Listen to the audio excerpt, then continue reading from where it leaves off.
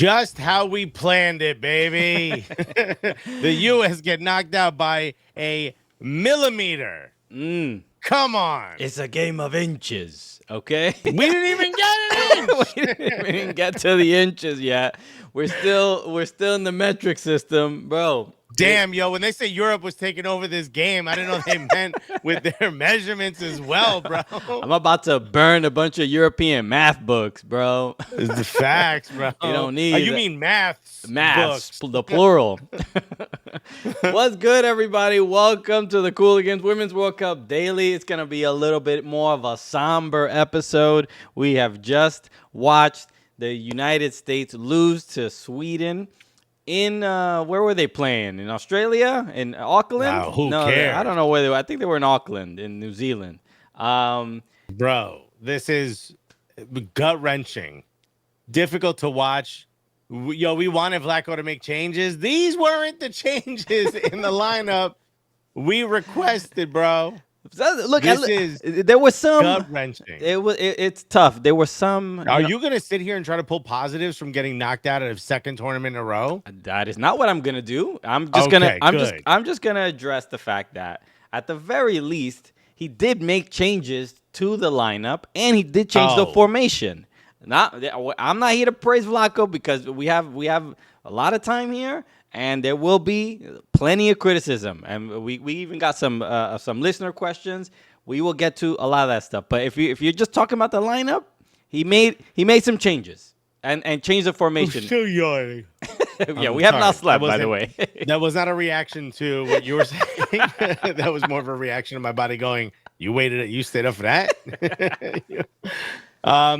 Yeah, I don't care about the changes. They weren't enough. The only change I care about now is a new head coach for the U.S. Women's National Team. This is what should have been the easiest job in women's football. You've got a squad full of absolute beasts. The only thing you had to do was place them in the right position and let them do their thing, and you didn't do that. And no disrespect to Vlatko, but this isn't enough. And yeah, granted, Haran's shot isn't stopped. Alex Morgan's header isn't saved. We're not talking about this, and maybe the feeling is a bit more positive moving forward. But because we've lost, you now got to look back and say, here's where the major failure points were. I mean, to me, the most suspect player coming in was Alyssa Nair, having an absolutely horrid year with her club, the Chicago Red Stars. I'm thinking, you don't want your number one to be a little, rickety coming in or a little bit lacking confidence. And she was absolutely stellar in the moments that we needed her to be. Outside of that one shot from Portugal, which luckily comes off the post, I thought she did incredibly well. Even became the first goalkeeper, I think, to score on a penalty in a World Cup. Okay, that's to right. score, or to convert a penalty, I should say. Absolutely, shut me up when it comes to Alyssa Nair. She's clearly able to be a number one, even if she's not playing well at her club. But after that, you get to the back line. I've got a lot of questions. And it's not questions of the players. It's questions of which players are chosen. When you get to the midfield, I've got a lot of questions. Again, not questions about the players, but questions about where they're chosen. And when it comes to the front three, I probably would have made a lot of the same or similar decisions. But if it wasn't for a midfield that couldn't really effectively get them the ball, and if it wasn't for Alex Morgan having what I guess now we would have to call a pretty bad tournament, or lackluster. No goals. Yeah. Huh? No goals. No goals. Alex Morgan. Yeah. Not to say she wasn't influential, but this isn't your main striker. You can't come out with no goals 4 games in. That's it. To me, it's all the signs point back to Vlatko. I don't know him personally. I'm sure he's a great guy. I got nothing against the guy personally, but when it comes to this role, he was clearly above his pay grade. This was not. This shouldn't have. We shouldn't have gone out this way. Without a doubt. I mean, I'm watching this game, and even in the first 10 minutes, my first thought is like, we could have been this team.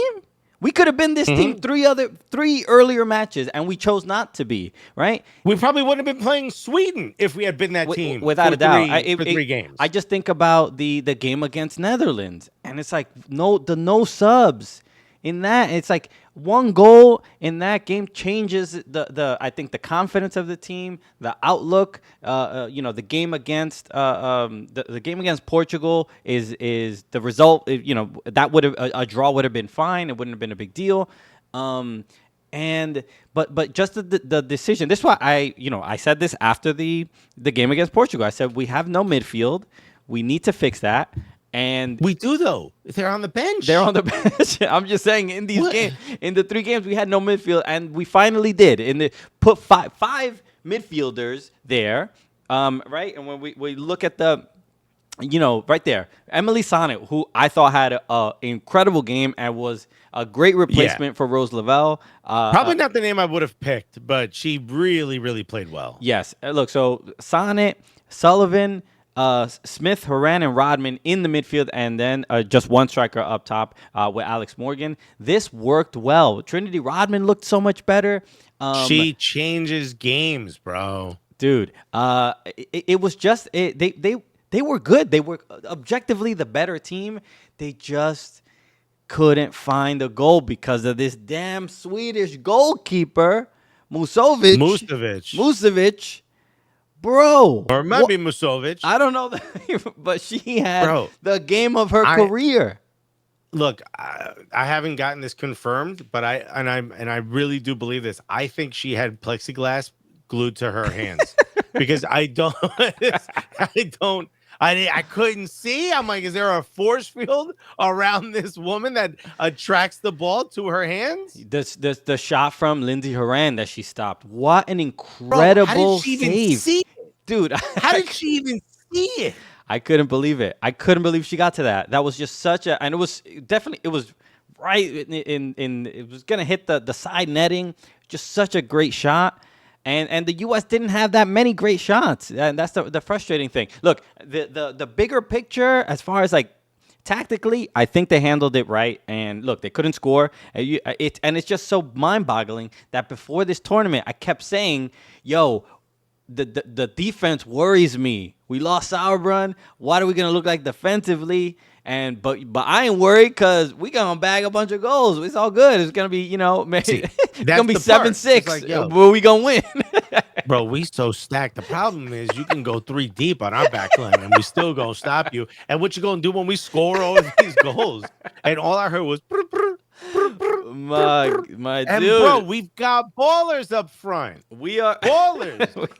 Sophia Smith, Trinity Rodman, Alex Morgan, Alyssa Thompson, Lynn Williams. These are buckets. Yeah. All of them. So look, how? Yeah, this is especially after this game against Sweden. I think the biggest problem here, and this is where I go back to Vlatko. It's Vlatko's responsibility. I think tactically, when it comes to the attack, it's very clear. And you saw it several times with Crystal Dunn and with Emily Fox, but way more with Emily Fox. How many overlapping runs do you think Emily Fox completed in this game? How many? A fullback who gets it to the winger and just runs ahead of the winger so that to create some confusion. 6? Maybe 1. I think I remember 1. Maybe. And it was like accidentally where she was just like, "Oh, why am I up here? Why did I go this far?" The part to me that's frustrating is if you're going to play, Emily Sonnet to me is a bit more defensive than what I would have preferred. And no disrespect, I think she played an incredible game. But, for me, I would have said, like, all right, if you're going to keep Andy Sullivan in, who did well with her penalty, by the way. Yeah, who played great. And played well. I mean, I don't want to take that away from her. She played absolutely well. But if we're going to keep Andy Sullivan in and Julie Ertz, if we're going to keep this experiment going, then give me someone who's creative and attacking. If we can't have, a Rose Lavelle, or if we can't depend on a Rose Lavelle, to me, it would have been perfect to bring in, let's say, again, an Ashley Sanchez to play in Emily Sonnet's role, right? And then if Julie Ertz kind of moves up, now that's your defensive pivot with Andy Sullivan, and you still got 3 at the back, possibly 2 at the back when Crystal Dunn runs up, which would allow Julie Ertz to slide back, right? When that's happening. To me, that's the way I would have gone about it, and maybe we would have had more opportunities. Look, defensively, we looked great. I think you mentioned, Jimmy Conrad said we had We gave up 2 shots on goal all tournament. Yeah. The problem is we couldn't score. And if you can't score, you can't win. And I really don't believe that it was the shooting boots of these players. I honestly believe it was how much we were asking them to do to get a shot off.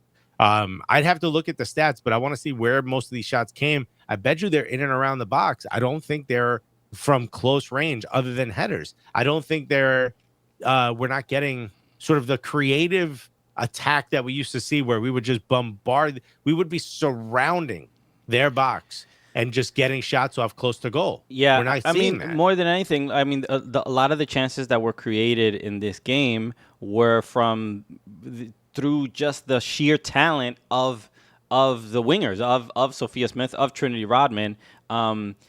How she got the ball and individual just kind of and ran past and made a nice move to create your own opportunity. But where is the occasional the 10? There was no 10. There's no midfielder, attacking midfielder that's just like, yo, let me slip some balls through while they make a run, angled runs inside the box. Not one. That's what I'm talking about. Not one. Lindsey Horan was making the late runs.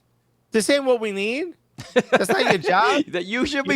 You should be the one making those passes. There was nobody to do that. And this is, look, with 5 midfielders, you would think it would be a little bit more just a central presence. And look, credit to Sweden because they looked at the other matches, saw what worked, and let's just do it again. They're basically saying the U.S. have no threat in the middle of a central midfielder that is a threat to shoot the ball from outside the box, or can make a chip pass to have a late runner, to have a threat inside the box. So it's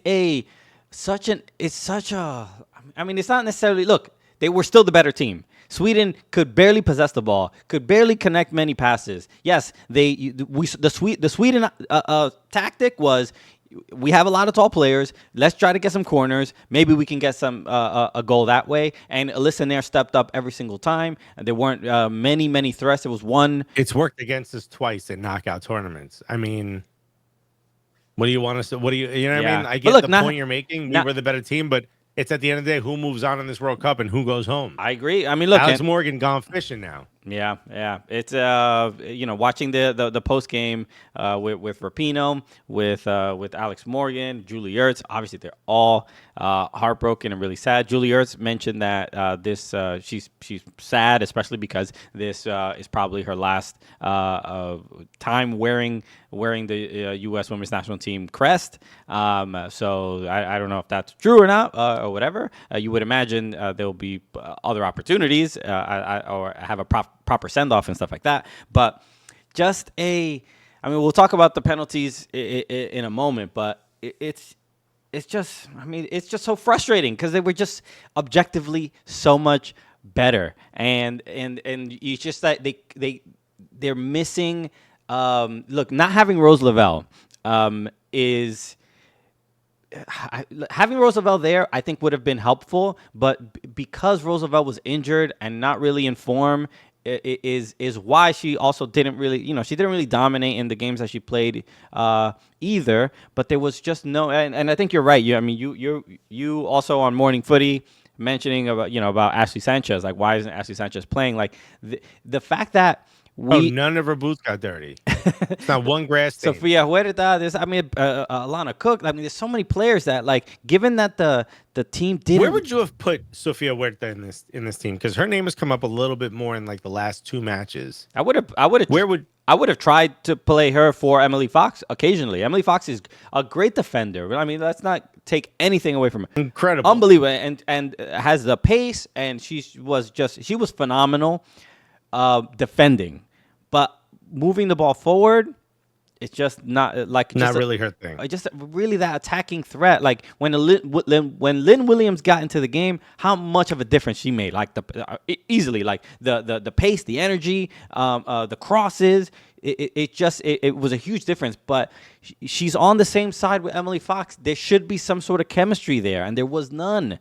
Like getting, whatever. Just like a lot of times a winger will come towards the ball when the fullback has it, and then quick stop and go reverse, and then now you hit it over the top, and there was a couple of those. But the fact that Lynn Williams had no option of like, oh, Emily Fox might run in front of me behind the defender to cause a little create some space for a cross, and Emily Fox just stays back and waits for the ball because she's worried about, I guess, the counter. But clearly that's the tactic being told to her, to not make overlapping runs. And it's like, for a team that can't score, you need these threats. You need, same thing. Like, these fullbacks should be in the box from time to time, and you got to play brave. And you have to trust that Naomi Girma or Julie Ertz can if there is a counter, that they can get there. Oh, Naomi Girma, to me, is the standout from this whole squad. Yeah, best so far, best player in the of this World Cup for the US. Somebody messaged me and said, "So a Rolls Royce of a defender." Which, I completely agree. Although Rolls Royce are in the shop too much. That's a Corvette of a defender right there. Yeah, I mean, the specifics with her are like, I've definitely watched her in San Diego, here and there. I don't watch. Rookie of the year last year. Yeah. Really good at what she does. But incredibly good with both feet. Just calm on the ball all the time. A great passer. Knows where the attacker wants to go. Doesn't let them go there. Right. And that is, at the end of the day, that's all I ask for from a center back, is if you can cause doubt in that striker's mind, please. Yeah. Every day. So reminds me of Saliba in that sense.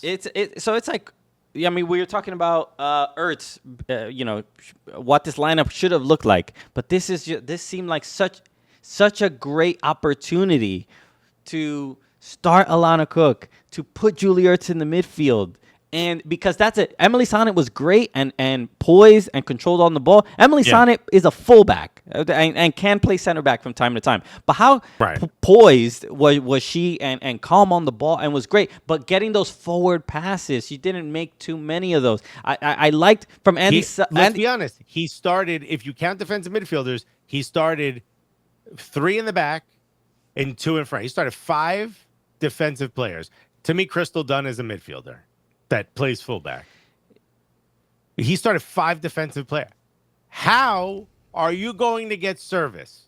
How are you going to win the midfield battle? How are you going to advance the ball? How are you going to break lines if you've got 6 center backs? You know what I mean? 5 center backs and Crystal Dunn back there. Yeah. I mean, I've seen where Huerta should have started at left back so that Crystal Dunn could go into the midfield. Again, why have any creativity and dynamism in the midfield? We clearly don't need it, right? Yeah. I mean, and look, I don't dislike Vlatko. I don't want this to come down as though we're just harping on it, but this was a really bad showing where we needed some positivity after the last tournament.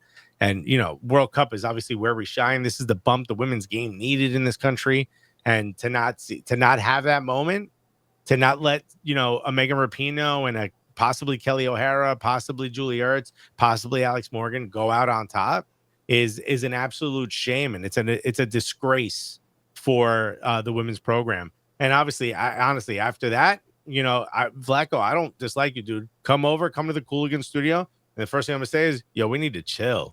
You know what I mean? Okay.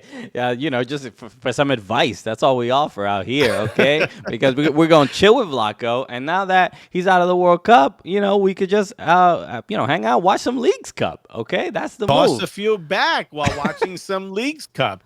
I'll say, hey, let me show you a dynamic midfielder in Lionel Messi. Have you heard of him? You probably would start him at center back.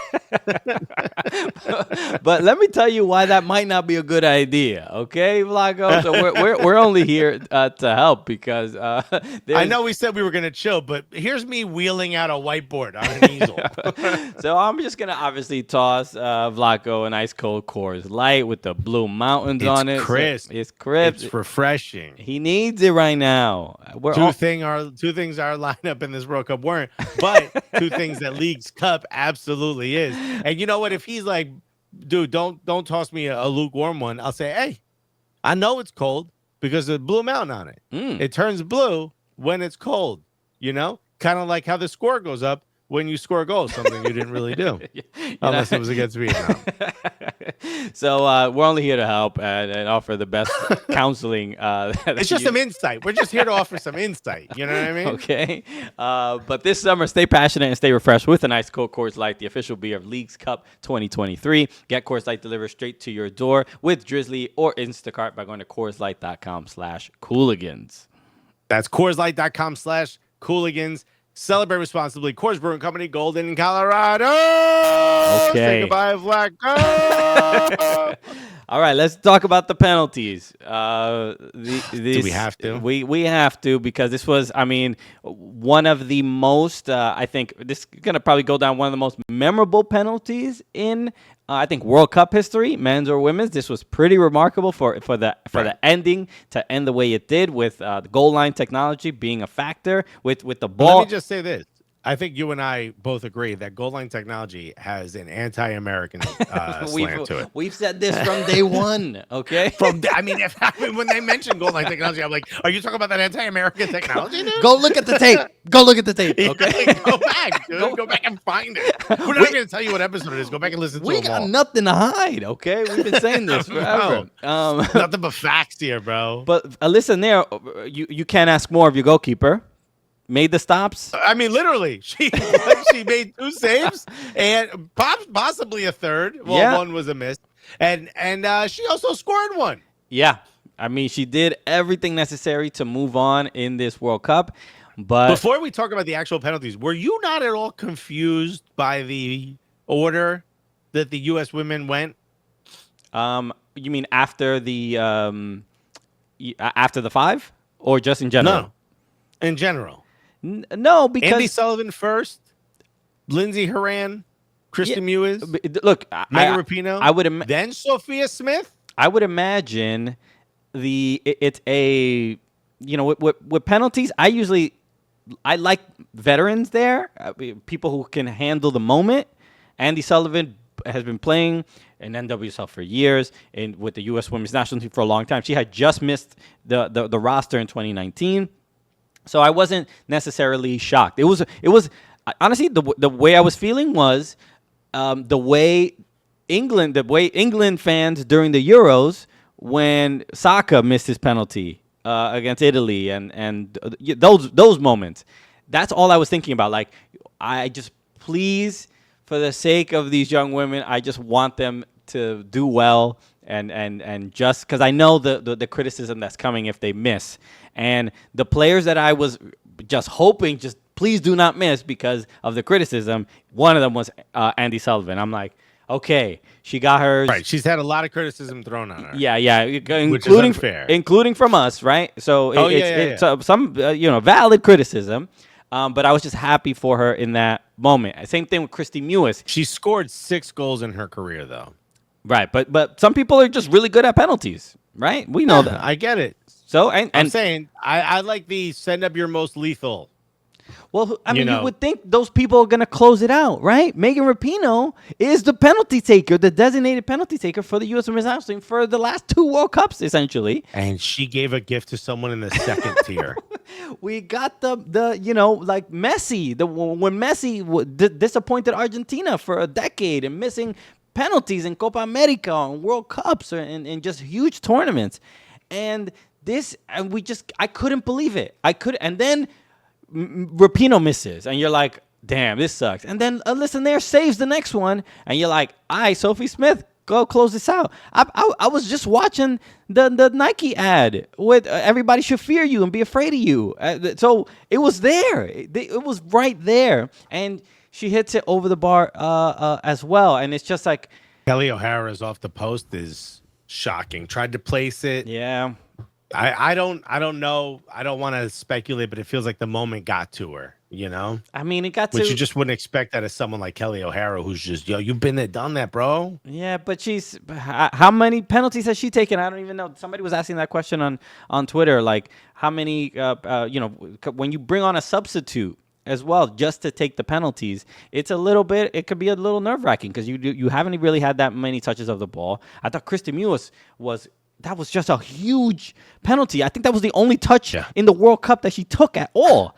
And to make that penalty, you might be right, bro. And she fucking top bend it, dude. Incredibly impressive. But so I'm not mad at Kelly O'Hara. I'm not mad at Sophia Smith. I'm not mad at Megan Rapinoe. It's just out of the three, I would say the most shocking was Rapinoe, because we know how good she is at penalties. To not even get it on frame is just shocking. Yeah, and then there's really no other word I want to use, because I love Megan Rapinoe. To have a performance from your goalkeeper like that, and not winning penalties is so frustrating, because the Swedish goalkeeper was great throughout the game, but she didn't stop any of the pens. She didn't get a hand on it. I don't think she had. she didn't have a save in the. We missed them. We missed them. Yeah. Megan Rapinoe skied it. Sophia Smith went wide or skied it. I can't remember. And Rapinoe and Kelly O'Hara went. So just off the post. And then the last one, Alyssa Nair makes the stop. And technically, Lena. I read that she wouldn't have been able to get a second hand on it anyway. I don't know if that's true. I don't know if that's true either. I think you can. So I know the rule is the play doesn't stop until the ball is completely dead. So it could happen where, and it's happened before. The striker's not allowed to.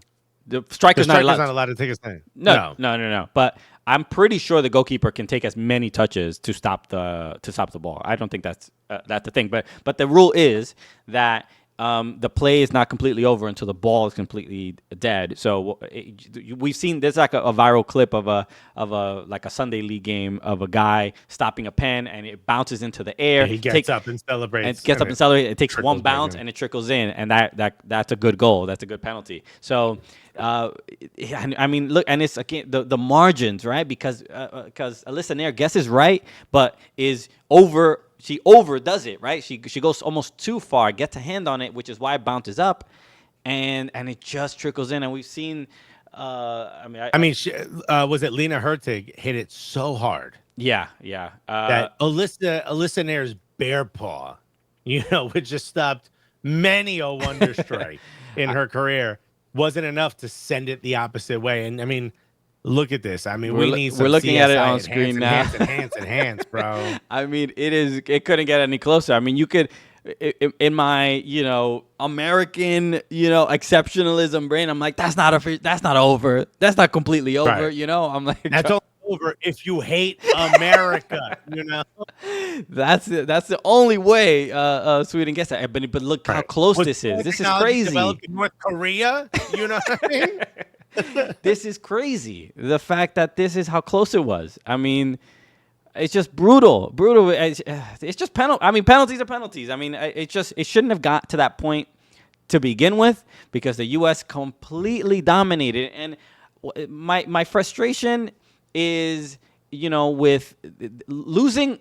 I just hate that they lost to Sweden at this moment after the they shouldn't have been dancing after blah blah blah, and it's like, bro, it's like it's gonna make people who think they're right, and we're already getting the comments on the Carly Lloyd video of I guess she was right. This didn't age well, and it's like, bro, why is it so easy? And this is an interesting aspect of these national teams, the men's and the women's. The target of a lot of vitriol was Greg Berhalter, because it's like, no, we didn't play well because we have this coach and blah blah blah. We have such a good team, and these guys are the next generation, and they're whatever. They're great, but Greg Berhalter is the problem. But with the women's national team, it's, look at these women. They're dancing. They're not focused on the game, and the people who actually watch soccer and know the national team know that this team, the tactics and the coaching was terribly flawed. And so it's just like the casuals that don't really watch and don't really care, and they just hate Rapinoe and hate women and blah blah blah, and hate equal pay, and this is why they shouldn't get paid, and 15-year-old boys could be, and blah blah, that nonsense. They don't attack Vlatko. Those people don't attack Vlatko. They just attack the women because they don't like women. That's the frustrating aspect. That's like why I didn't want them to go out in this particular moment. Because there's plenty of valid criticism, and we make it, and everybody, and it's fair. It's fair to criticize, but to sit here and to say that obviously the trolls are going to come out and feel vindicated in some way, shape, or form, which is the bad part. But also, part of me feels like there might be some positive. And I said this a while ago, and I remember thinking, I remember being told that I was crazy, but maybe there's a silver lining to going out, right? Well, you and I have talked about the futures. We've seen what the next level, what the next generation is going to look like, and we are way behind when it comes to it. Our individual dynamism and our athleticism isn't going to cover us forever. Some of these nations are taking women's football way more serious. They're developing much better talent. Some of these clubs are paying a lot of money now for women's football. Women's football's on the rise elsewhere. To some degree, this could be, and Yanni Marte at Yanni Mars asked, is this the Trinidad moment for the U.S. women's national team? And I want to take that one step further beyond just like, is this the moment where we sort of come to the realization, or a moment of reckoning, or a come to Jesus moment, whatever you want to call it, with the fact that our squad isn't good enough. I want to take that further and say, like, is this a moment where real change happens, where we start to take development in this country so much more serious, where our our club teams start to develop academies and start to really, I mean, think about it. Naomi Girma's 23 years old. She's only played professionally for 2 years. There's going to come a moment where that's not good enough. We're not going to have these players for long enough. We're not going to fulfill their potential, because they're only getting to play such a shortened period because they're in college for so long, as opposed to an academy system. So I want to hear your thoughts on that. Do you think this is the moment where maybe we turn that corner? There's some changes in the federation, and we start to take the development of this game so much more serious. So I'm not as panicked, right? We just won 2 World Cups, right? So I'm not in some place where everything that we're doing is flawed, and I don't see it. It's definitely not the same as the Trinidad debacle. So if Trinidad was 10 on a scale of 1 to 10, where would you say this is? I think this is like a 6. This is a real cause for concern, and this is to say that, and this World Cup has changed my mindset a lot, because not only we get a lot of comments and people being like, oh, you don't know this player, you don't know that player, like, yo, they're great, and it's like, yo, I'm watching NWSL. The players that play here, I'm in my mind, the NWSL is the most competitive women's league in the world, so that's what I watch. And I'm not watching Liga MX Femenil that much. I'm not watching La Liga, the women. I'm not watching WSL that much. I'll Champions League. I'll catch a couple games, but I think the cause for concern here is coaching. I think we're falling behind on coaching. It seems like because of the investment in women's football around the world, and not just in Europe. It's just, you're seeing. Look at the game against South Africa, Netherlands. Yo, South Africa was like, that was a proper team. They played well together. They had good. They weren't lucky to get through.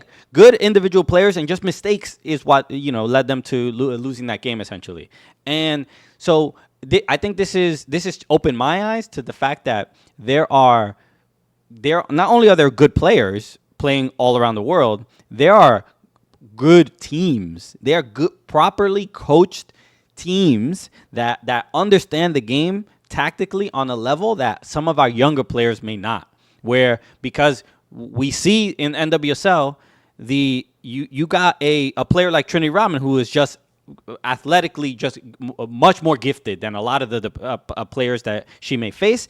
And I think that kind of seeps into the mind of coaches that are like, yo, give her the ball, let her rock, and we'll probably end up winning. And then they do win, right? The Washington Spirit won the NWSL championship just last year, or 2 years ago, whatever.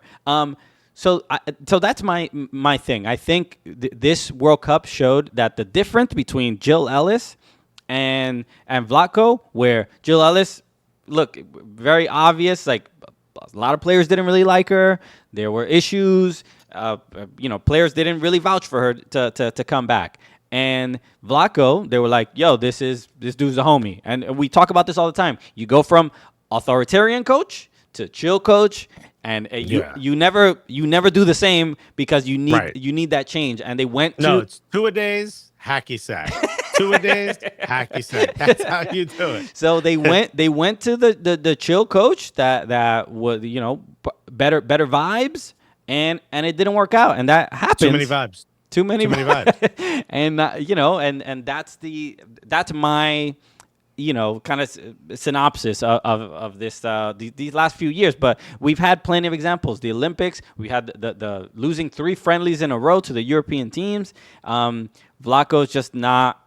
He had his chance, not cut for it, and we move on to somebody that is more of a tactician and understands a real. And no disrespect to him, but like an actual tactical coach. Yeah. Someone who is going to ask more of each of these individual players to work as a team as opposed to use that individual dynamism. I'm not as optimistic as you. To me, you said 6. To me, this is more of an 8. I get the feeling that, I'm the one or, that could see like the monsters coming, but nobody wants to believe me, This feels like we're losing grip. We talked about how, financial fair play is allowing or really asking of a lot of these English teams to invest a ton of money into the game. They're creating some strong teams. And look, you and I have always been big fans of the women's game in this country and NWSL because of morning footy and having access to this Champions League stuff. I've become way more familiar with the women's game outside of just who Arsenal women are playing at that time. And I'm seeing in real time, you ask yourself, like, why would Sam Kerr leave NWSL for Chelsea or for Europe? Could it possibly be the money? And you're seeing like, oh, wow, they are investing way more into this game. A lot of players are going to want to play in Europe versus NWSL. Ellie Menjim talked about how there was an article in Australia that said, what if Sam Kerr would have been allowed to play the sport that she really loves, which is AFL, which is the Aussie rules football, the one that's played on that oval sort of pitch. Yeah. And he talked about how ridiculous of a comment that they're kind of going through the same thing we went through in the States a while ago. But he's saying how ridiculous that is. She makes 3 times more than the highest paid AFL player. And that's the number 1 sport in Australia. And those are men. And she makes 3 times more than that playing football for Chelsea women. And it just gives you an idea, the support that these women are getting with fan bases showing up and getting to use big stadiums. And you're starting to see that it feels like America is losing its grip on this sport. Part of the reason why America fell in love with this sport is Brandi Chastain in '99. And I'm not taking anything away from the women that came before her, but that moment was so iconic. That's a reason why even a lot of young boys fell in love with the sport. Never mind just young girls that were inspired to want to play it. And we're starting to lose that grip. And you talk about coaching. To me, it starts at the lower levels. And I think this is a sign that, yes, Sweden was not a better team than us, but that does not take away from the fact that Japan, England, Germany at points, France at points have looked wholly better than we do. We've been able to sort of muscle our way to the top, and that advantage is now gone or seemingly gone. Yeah. We need to develop better players. We need to develop players that play as a team, and we need a coach, like you said, that's willing to coach them and make them a unit of 11 players as opposed to 11 players out there that are all units. And when that day happens is the day we will continue to have a grasp on the sport. Right now, I feel like it's slipped past. And maybe even the next World Cup, I'm not going to think of the U.S. as the dominant force. And that's a shame because it's been a long time since that's happened. Yeah, I mean, we're not too far off with how we see things. I mean, I just think I have probably a little bit higher, optimism. Not optimism, just thought of the players that we currently have. I think they do. It's simply I think they do play well together, and I think today was a great example of that. It's just the coaching kind of won't allow. I'm just like, why won't Emily Fox make overlapping runs? That's it. So to me, that's a coach that's telling her to not do that. So so that's I'm also like, yo, why we leaving so much space in this midfield, dog? This seems weird. So frustrating. Look, I mean, I think still a lot to be proud of. And look, for us as we're obviously fans of the team. We cover the team. We've interviewed so many of the players on the team. It is, when it comes to us personally, I have just a huge amount of admiration and love for all these players. Same. And whether we criticize them or not, it's obviously we want what's best for the team. They do as well. And it's just it's a thing that, the U.S. women's national team, to me, at least for me personally, means something a little bit different than the men's national team. There's a different fight. There's a activism attached to it. There's a different meaning. Sometimes people are like, that's why the whole thing about, oh, they shouldn't be dancing or whatever. It's just like, bro, the context is kind of important here. They stand for something a little bit different than simply what the men stand for, and not to take, the men do important things as well. But there's just that's why I'm not. There's more on the line. Yeah, I'm not so hung up on whether they win or lose. I really do think it's admirable and important, the message that they send, the inspiration that they. You see all these players, even on the other national teams, about how it's really an effort to grow the game, to inspire young girls to get involved. So that stuff makes me very, very proud. And sometimes it's hard to be proud to be an American from time to time because of issues that we have. But the U.S. women's national team, to me, really stands for something that I can really support and get behind. So that's why this is difficult and emotional in a different way than when the men are knocked out of a World Cup. But it's still, I think, again, I think we still have the best talent in the world, and I'm excited about the next World Cup because I think it's going to be great, and I fully expect the U.S. to turn things around and fix this. Just get a proper 10 that can ping some balls around, and I would they would still be my favorites in the next World Cup. So also, the last thing I want to say before we go is yellow card accumulation should be wiped by the time you get to the knockout stages. It's ridiculous. Yeah, I'd be fine with that. Yeah, that makes sense to me. Okay, everybody, thank you so much for joining us. Shout out to everybody. We didn't get to a bunch of the questions, but shout out to everybody who submitted some.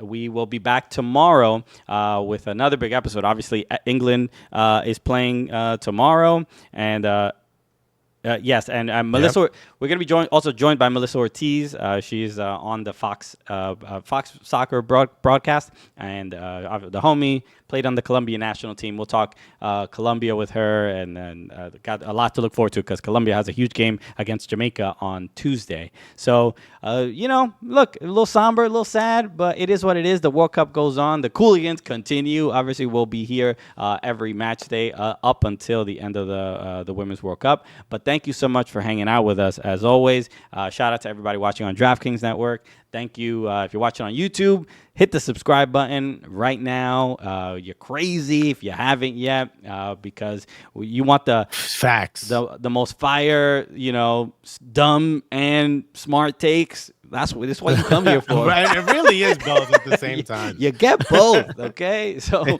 yeah, it's a nice cornucopia of stupidity and intelligence. Alexis is wearing a shirt that says 69th minute, bro. Okay, so nice. So we out here, all right? So it actually says nice on the back. That's right. Shout out to Tens Club. Let's go. Shaz.